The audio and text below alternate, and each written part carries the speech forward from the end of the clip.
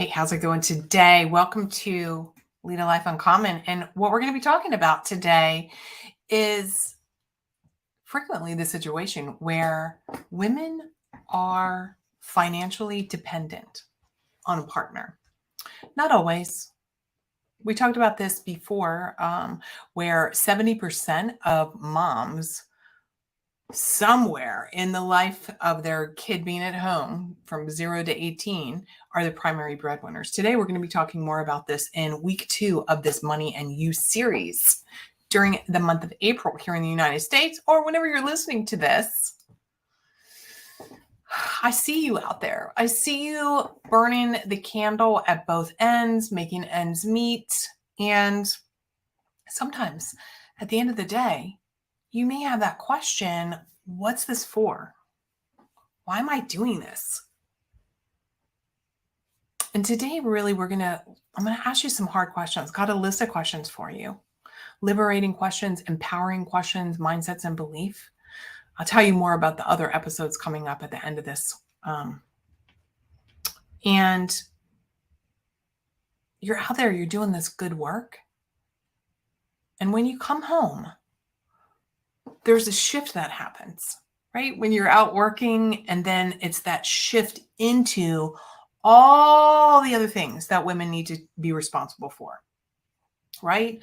We're like the cook, the taxi driver, the cat sitting here on my desk, the dog walker, all the things. And a lot of times we are the primary breadwinners, or even if we're not the primary breadwinners, but we're in a financially dependent relationship. And I want to say this.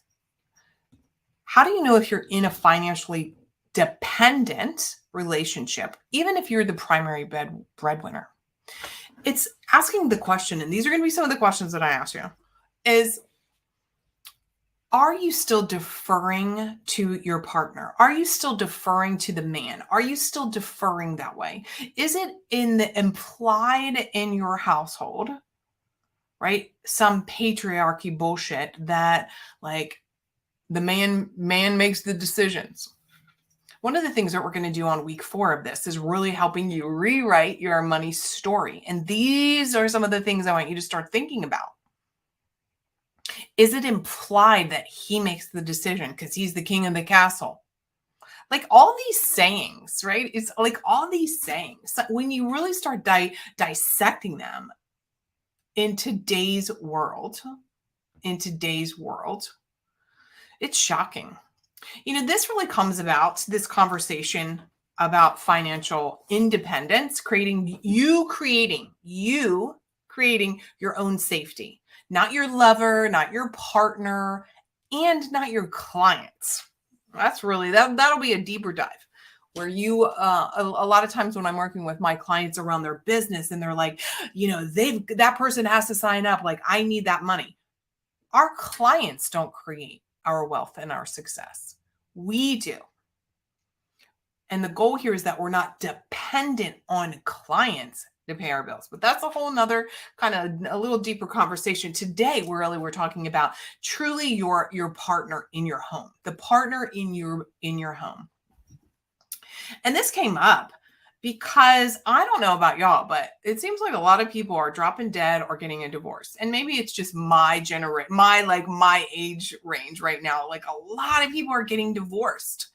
Either their kids are like getting older, so they feel like they can just go ahead and get a divorce, or, the kids are out of the house now and it's like they don't even know each other. And what happens is, or maybe you're younger and you're feeling trapped, you're feeling stuck in a bad relationship, or not even a horrible, shitty relationship, but in a relationship, and you're staying there because you actually don't have financial freedom, even if you're making as much money.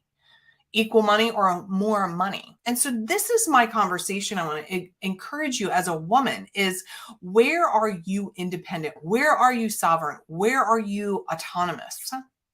And look, it has taken me a long time, candidly, to get to a point where I am the primary breadwinner in my home, getting to the point where I'm not like asking. And it's funny because it's like asking, but I always do what I want to do anyhow. So there's always this like, what's the point of asking? Now, I know I get pushback when I hear this, right? A lot of people hear, and I'll get the women who are like, I ask my husband, and it's not that I never ask my husband or talk to my husband, I should say. I don't ask my husband. I never ask my husband.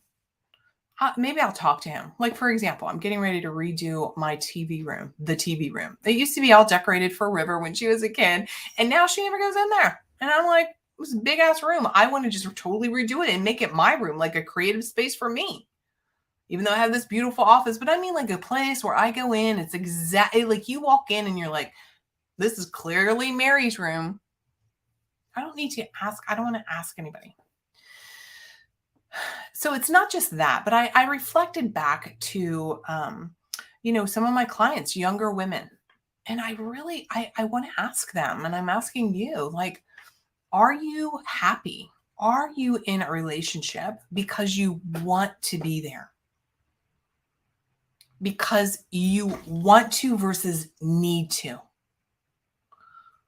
And do you even know what's going on with the bills and the finances in your house? I was married before, and my ex-husband kept all the bills at his office. That's a whole nother story about controlling men and narcissism and all the things. But I was in a relationship with someone, and I had zero understanding on, like, that person could drop dead, and I had like no clue what could happen. Speaking of dropping dead, back to people getting divorces and people dying. One of my friends told me recently about her friend, and my friend's friend, her husband passed away. And it was like he got up in the middle of the night, went to the bathroom, came back to the room, looked at the wife, like he got up and went to the bathroom, but like, I don't know, the light was on or whatever, looked at the wife, and then just like face planted, dead. The teenage kid came out because she was screaming, and the teenage kid came out, and she came, they were trying to do CPR, all the things, died on the spot, like died, dropped dead, massive heart attack. The woman, it didn't know where any of the stuff was held. The life insurance policy, coincidentally, he had like changed life insurance policies like a couple weeks prior. And for whatever reason, that new policy had not been like put into place yet. And this person's life and this kid's life completely transformed. Had to sell the house, return a car, like huge things. And it really got me thinking, like, I hear these stories over and over and over again. Women staying with men even when they're the primary breadwinner, or women not knowing what could happen, what would happen if X, Y, and Z happened. So we're going to talk about that, but let's start off with like the good work, like the fun stuff, right? The good news here is you can change this. You can make a decision today. Instantly change this. This is the goal here, is that you instantly do this. You're out there, you're doing this work. You want to have meaning for your work, right? In your life and your soul's work, your spirit's work, the stuff that you love. I want to encourage you that you can design your lifestyle, build a business to fund it, and be in charge, and stay with somebody, be with someone that you love because you want to, because they fit into your vision of your big, uncommon life. And sometimes your lifestyle, no matter what way you're living, you get just caught up. So I want to give to you that you can have the yes and. You can be in a relationship and be financially independent. You can be in a partnership and be soft with you right now. Yes, and to big impact and more money. Yes to big impact and more money. Yes, I'm generous and I have boundaries. Yes, I'm in a committed relationship and I'm here because I want to, not because I'm financially stuck. Yes, I can raise my rights and step into a new level of abundance. Have you ever considered this? This is a really pay attention if you're spacing out. Have you ever actually considered this concept? Are you with your current partner, number one, because you're stuck financially? And if you're stuck financially, no, this isn't brain twister. I really want you to pay attention. Could it be possible that you're actually not allowing yourself to make more money? Because if you were independent, financially independent, you may actually make a different choice about the relationship you're in. Let me just bottom line it. In other words, do you hold yourself back from making shit tons of money because you feel like if you made shit tons of money, then what's the point of being in this relationship? And it's scary, isn't it, to let go of a relationship? Who wants to get a divorce? Who wants to go date? Who wants to start over? And so sometimes we make these decisions to stay in the crappy, even though we want the grand, the uncommon success, the amazingness, and yet, we don't do that work because it's hard. It's hard to let go of something. So many times I ask clients of mine, what would happen if you made more money than your lover, your partner, your husband? Oh, my husband says, make as much money as I want. And we always hear that. My husband loves a strong woman. Really? And maybe it's totally true. So this is not me saying that it's not true. And yet, there's frequently an implied something. Now, look, this patriarchy stuff goes back for eons, right? The man goes out, he kills the buffalo, and the woman, makes the cape. The woman tends to the house. That's her job. What is it? Barefoot and pregnant in the kitchen. How many of you have kids, daughters, and you're teaching the daughters to be financially independent? Are you able to even teach that to her? Are you practicing? Are you role modeling for your daughters? And those of you who have sons, are you talking to your sons about what is, quote, quote, and I'm air quoting here, the traditional roles in a traditional relationship and how they shift and how they're able to shift? I'm going to say this question back to you again, though. Have you ever considered that if you made more money, you may not be in your current relationship? Have you ever considered that you're sabotaging your business success, your financial success, because you know somewhere inside that if you made more money, you wouldn't be with him? If that's you, let's talk. For real. So part of this is really focusing on the solution of the yes and, right? The solution can be, yes, I'm making a huge impact and I'm being well compensated. Yes, I make the money in the house and I'm here because I want to be with this person. So here's some questions to help you dig a little deeper. Today is not like how to be financially independent, go invest in real estate and know your stock markets and NFTs and all the things. My job is to help you have a different way of thinking and being more of that evolved independent self. And saying this too, I want you to know, and actually I had this conversation recently. It's I love being a wife, mother, lover.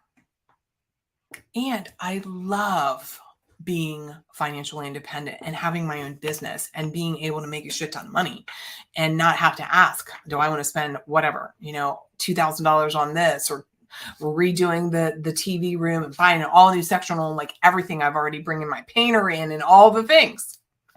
It's just done. It's just done in my head. Plus two, side note, when I'm doing that, it really fuels my creativity. When I'm in abundance and overflow thinking. And actually, that's what we talked about week 1. But here's some questions for you to really think about. What would happen if, fill in the name of your partner if you have one, what if that person was gone?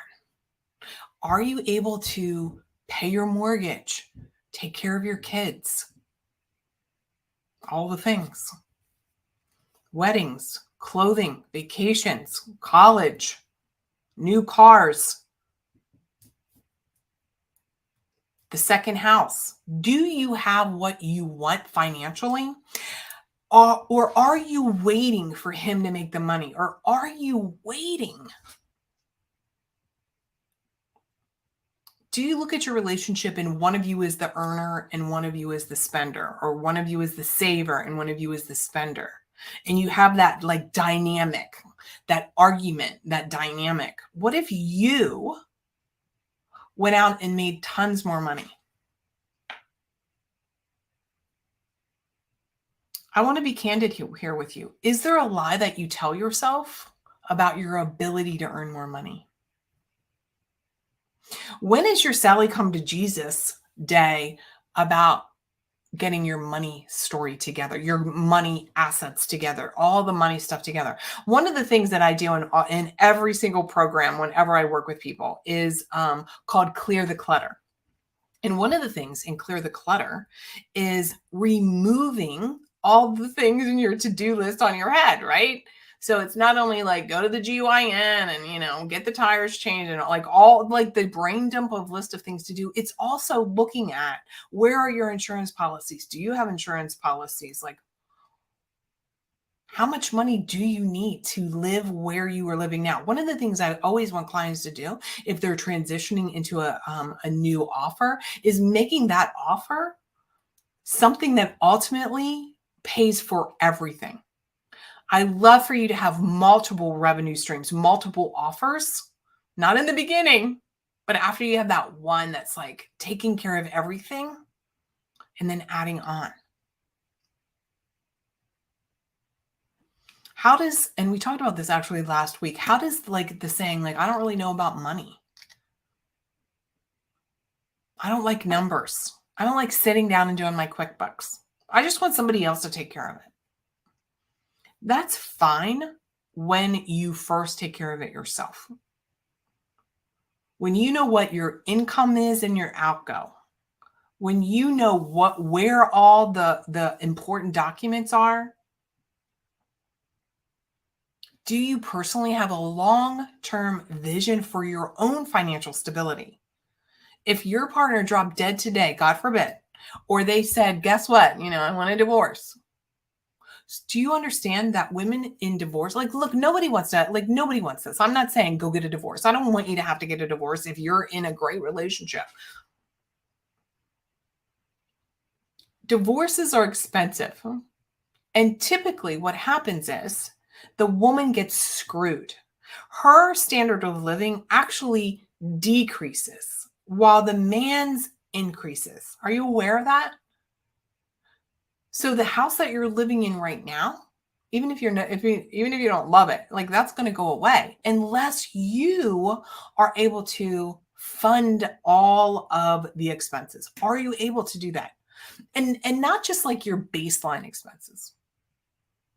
Again, it's all the like, what are the future expenses that you want? Why not create all that now? Why not be that person now? Why not evolve into a money-making machine now, doing work that you love? Why not create a business and be the woman that has a life that she never wants to retire from, has a life that causes her to jump out of bed? Because the work is so great that you've created a thing that you're like, why would I ever want to stop doing this? It's so amazing. So the work has meaning, and the meaning is the value that you're compensated from or with. Do you have like a standard meeting, by the way? Meaning. Do you have a monthly conversation with your partner around money? Like, do you print out the bills, the print out what's been spent so you know all the line items? Are you familiar with that? Do you have different bank accounts? Like here's some things that I personally do. So in my business, I have my business checking account. There's always money in there. And then I have a business savings account. Okay. So I have those two things. So, of course, my business, I write a check every month, or like a check is written, right? I'm paid monthly that goes into my personal family checking account. And then from there, I have a few different savings, if you will, savings accounts. And they look like emergency account, taxes, like these things I have allocated that just come off the top. Unexpected expenses, vacations, my taxes, like all of these things are just pulled right off. Why? Because frankly, I don't like to be surprised. I don't want a surprise. I don't want a hit of a big tax day that I didn't calculate effectively. I don't want like, oh my God, my tires, like I need $4,000 or whatever tires are right now, $2,000 worth of new tires. And I'm like, ugh. Of course I can put that in a card. Of course I can actually just like pay for it. And yet there's something that feels more secure when I know that I've already allocated money. Maybe I never use that money, but it's there. One of the things that I'm sharing this for, or I'm sharing this with you, is because I want you to really understand that you create your own safety. You create your own financial safety and security. Personally, one of the things that drives me is not having these two amazing houses, which that's fantastic. But finances for me is really working also towards safety and security for myself. I grew up where money, I grew up in an apartment, and I grew up with two parents they didn't go to college, but they worked in finances. And so it's ironic, isn't it, that they never taught me jack about money. Nothing. Except like, don't be a loser, don't go bankrupt, don't, you better like, but they really never taught me anything. But it's so the money though was this contentious kind of thing. I'm going to ask you some questions in week 4. We're going to talk about helping you rewrite your money story. Next week, week 3, we're going to be talking about self-care and business success. And today's episode, today's conversation, if you will, is really about getting you starting to think about that. Like financial independence, having these deep dive conversations with yourself and your partner. Also reminding you can have the yes, a big impact and a lot of money. Yes, the work that it has meaning and you get paid well. Yes, you can be making all the money in the house and you can be with a partner because you want to be. And next week, we're going to be talking about your business and thinking about your business as self-care. And I'm ending with that. I've really gotten this concept that my safety and security about knowing that I create my own, financial independence and abundance. I just can breathe deeper because it's the sense of my own self-care around safety. Right? It's back to that patriarchal thing. Like, I want him to take care of me. I want him to rescue me. I want him. Why? Why are we looking outside ourselves for somebody else to take care of us? Where did we hear that lesson, you guys? Right? How have we been taught as women to be dependent? So today, answer those questions. Go back and review, dog ear this. Watch this again. Listen to this again, wherever you're hearing this, seeing this. And really sit down with yourself. and ask yourself that serious question. Am I financially independent? And I can take care of all my desires, wants, and needs? Or am I financially dependent? And what would happen in my relationship with my partner if I made all the money? And for those of you who are single, these are great questions to ask as you get into a relationship. What's the dynamic that gets set up? What's the expectation, the implied expectation, and the that implicit and the explicit expectation? So go make it a great day. Remember, be bold. You are a leader. You deserve to lead a life uncommon. And uncommon success is for those who choose it. And today I want you to choose financial independence so that all the relationships that you have in your life and all the things that you want in your life, you know, you believe, and you know you can accomplish them. Next time, we're going to talk about business success and self-care. We're going to dive deeper into that. And then in our fourth episode in this series, Money and You, I'm going to help you rewrite your money story. And we're going to really talk about some of the programming that you had growing up. So follow me over on Instagram, Mary Bicknell, Be Bold. And of course, I want to hear your comments, see your notes, reach out to me. How has this made a difference to you? And here's to your financial success. Go be bold. Lead a life uncommon. Bye now.